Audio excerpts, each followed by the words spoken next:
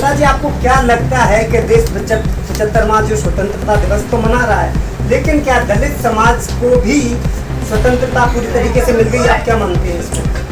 सबसे पहले तो आज 75वां जो है हमारा स्वतंत्रता दिवस है, इसके लिए आपके चैनल को बधाई, क्षेत्रवासियों को बधाई। अब जो सवाल है उनके जवाब आपके अच्छे से मिलेंगे, बढ़िया से मिलेंगे। आज भी 70 साल 75 साल पूरे होने के बाद भी दलित समाज पे, गरीब समाज पे, देश की राजधानी से लेके और हिंदुस्तान के कोने कोने में आज भी जो है दुराचार, बलात्कार और शोषण हो रहा है। इसे रोकने के लिए एक सख्त कानून बनाने की जरूरत है। इस विषय में ये है। और सबसे पहली बात हमारी ये है, ये कोरोना काल है। कोरोना काल को प्रोटोकॉल करते हुए आप मास्क जरूर लगाएं, 2 गज की दूरी बनाएं और जान है तो जहान है, पहले जान बचेगी फिर जान देखेंगे।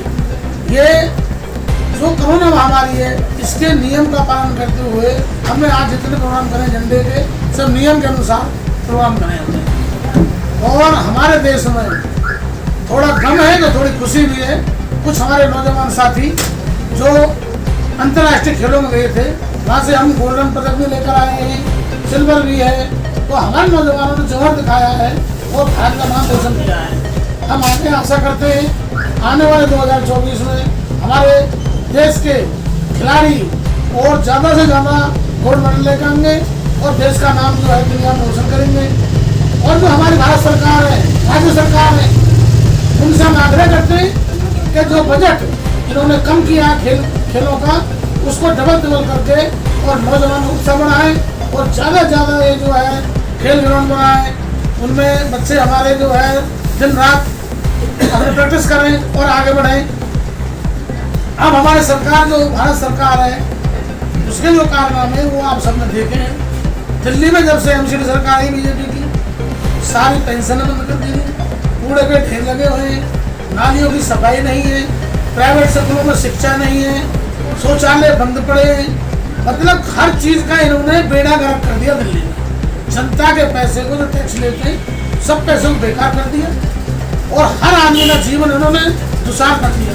अगर बरसात थोड़ी और पड़ जाए तो महामारी बनने में देर न लगे 2 मिनट की। सारी नालियाँ बंद पड़ी हैं, किनारे पड़ी हुई हैं, कूड़े सड़े हुए हैं, कोई अधिकारी नहीं देखता। और चुने हुए नुमाइंदे हमारे पार्षद साहब, MLA साहब, ये तो ऐसे हैं जैसे कि इनकी नींद नहीं टूटती, आंखों में चर्बी छाई हुई है। केजरीवाल सरकार को 7 साल हो गए दिल्ली में। जो हालात 20 साल में रहते हैं वो आदमी हालात हैं। हमारे यहाँ झुग्गी झोपड़ी कैंपों में इंदिरा कल्याण घाट, संजय कॉलोनी, मानव कल्याण कैंप, जितने छोटे मोटे कैंप है, किसी कैंप में कोई सुविधा नाम की चीज नहीं। बेचारे गरीब आदमी अपना जीवन कैसे जी रहे हैं, नौकरियां है नहीं और महंगाई कितनी बड़ी मार है। जो सिलेंडर 300 का था वो 900 का हो गया। जो मोटरसाइकिल में जाते थे बेचारे ड्यूटी करने, जो तेल 70-80 था वो 105 कर चुका है। और हर सब्जियां 50-60 से कम नहीं है। सरसों का तेल, जो कड़वा तेल जो पहले 80 रुपये था, 200 रुपये किलो है। सरकार की घोर नाकामी है, गरीबों के हित में नहीं है, गरीबों की दुश्मन सरकार है। अब आने वाले समय में लोग इनके बारे में क्या सोचेंगे? हम तो विपक्ष में हैं, हमारा काम है जनता की आवाज़ उठाना और जनता की आवाज़ हम उठाते रहेंगे। जनता की जो भी समस्या होगी उसके लिए ना हम सोएंगे और ना सोने देंगे। अगर जरूरत पड़ेगी तो इनाम भी करेंगे, धरना भी देंगे, प्रदर्शन भी करेंगे और गंदगी, सफाई, शिक्षा, सुरक्षा सबको मुहैया कराने जनता के लिए। ये भी हमारा दृढ़ करना है BSP का।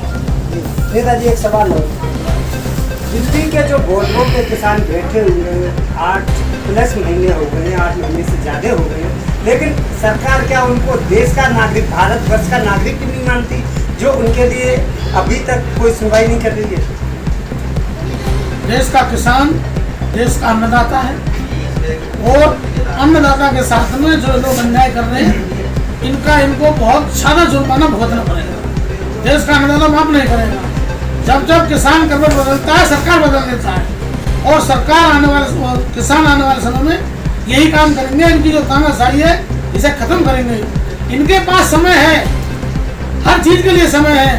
और जो किसान बॉर्डर पर बैठे उनके लिए समय नहीं है इनके पास में। ये एक सरकार की घोर नाकामी है और जो निंदा करती है समाज की सरकार, किसानों से बात करनी चाहिए सरकार को और किसानों का जो हक है वो देना चाहिए, किलो का वापसी लेने चाहिए। जब कानून जिनके लिए बनाया है वो राजी नहीं है तो उनके ऊपर कानून क्यों थोपा जा रहा है? उस कानून को वापस लेना चाहिए और किसानों की MSP सबको बराबर करनी चाहिए। हम ये चाहते हैं कि सरकार किसानों की बात सुने। देखो, देश की सरकार है या प्रदेश की सरकार है या MCD की सरकार है, तीनों सरकारों का काम यह है, मियाँ मिट्टू वाली बात है, अपनी बड़ाई अपने मुँह, मतलब अपनी झूठी कमर थपथपाना, तो ये होगा मियाँ मिट्टू वाली बात हो गई। ये कुछ नहीं कहते, कहते हैं जंगल में नाचा मोर किसने देखा। धरातल में कुछ काम है नहीं, अखबारों में एडवर्टाइजों में उनमें सारा दिया है। अगर काम ही देखना है सरकार का, 2007 से लेकर 12 तक आदरणीय बहन कुमारी मायावती जी ने उत्तर प्रदेश में काम किया था। मैं काम गिनवाना चाहूँ तो सुबह से लेकर शाम तक इतने काम गिनवा सकता हूँ, फिर भी काम अधूरा, गिनवाने का काम अधूरा रह जाएगा, काम पूरे नहीं हो पाएंगे। क्यों कि बहन कुमारी मायावती जी ने अपने शासनकाल में इतनी बड़ी विश्वविद्यालय बनवाए जो दुनिया में दूसरी जगह नहीं है। 500 एकड़ में, 700 एकड़ में, 1200 एकड़ में, और कितने हॉस्पिटल, कितने कॉलेज और कितने डॉक्टर अंबेडकर ग्राम विकास काम किए। हर डॉक्टर अंबेडकर ग्राम में एक अंबेडकर बरात घर बनाने का काम किया, और जिस गांव में अंबेडकर ग्राम योजना थी उस गांव में जब हम जाते हैं तो वहाँ के सब समाज के लोग क्या कहते हैं, अरे भाई धन्य हो बहन मायावती, उनका राज आया जो कि हम देश की आज़ादी से पहले से और देश की आज़ादी के बाद तक 2006 तक हम गली कूचों में जाते थे। आज धन्य हो बहन कुमारी मायावती जी ने RCC का रोड डलवाकर हमारे देश को स्वर्ग की श्रेणी में कर दिया। ये बहन कुमारी मायावती जी का काम था। अगर ऐसे काम करने वाले नेता अगर देश में होंगे, देश तरक्की करेगा। आज देश तरक्की क्यों नहीं कर रहा कि बहन कुमारी मायावती ने जब उत्तर प्रदेश में शासन संभाला है, उनका लॉ एंड ऑर्डर इतना है कि उत्तर प्रदेश में गुंडा उत्तर प्रदेश छोड़ के दूसरे प्रदेशों में या दूसरे देशों में भागने का काम कर रहा है। तो ऐसे नेता को नियुक्त करें। जिस समाज का कोई बल नहीं होता उसकी समस्या का हल नहीं होता, और जिसका दल होता है उसका ही हल होता है। आज हमें अपनी समस्या का हल निकालने के लिए हमें अपना दल बनाना पड़ेगा। दल हमारा बहुजन समाज, सब समाज का नारा है। ये भारत देश हमारा है। और देश की राजधानी दिल्ली में तो MCD ने इतना बुरा हाल कर दिया है। एक छोटा सा एग्जाम्पल दूंगा आपके बीच में, जो हमारे यहाँ 92S वार्ड नंबर 92 सर्किट में संजय कॉलोनी है। यहाँ देशव्यापी काम होता है, देशव्यापी, जो कि भारत का कतरन का एक बहुत बड़ा उद्योग है। यहाँ से डेली 20,000 लोग जाते हैं उस पुलिया पर घस कर। 1.5-2 महीने से वो पुलिया टूटी हुई, लेकिन किसी भी व्यक्ति के, किसी नेता के, किसी की जानकारी में ये नहीं हुआ कि इस पुलिया को बनाया जाए। आदरणीय राजेला नेताजी ने 20 जुलाई को संज्ञान में लिया, और हम सभी लोगों ने आदरणीय राजेला नेताजी के नेतृत्व में 20 जुलाई को 10-20 आदमी जाकर हमने वहाँ थोड़ा हुल्लड़ किया, तो वहाँ दूसरे दिन कूड़ा उठने का काम किया। 8 गाड़ी कूड़ा हमारे सामने उठा।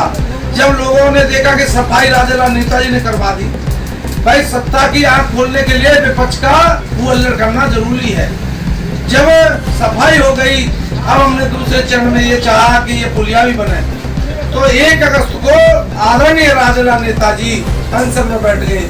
अगर आपने अभी तक सनराइज समाचार को सब्सक्राइब नहीं किया है तो सनराइज समाचार को सब्सक्राइब कीजिए और बेल आइकन को भी दबा दीजिए, ताकि आप हमारे आने वाली वीडियो का नोटिफिकेशन सबसे पहले पा सकें।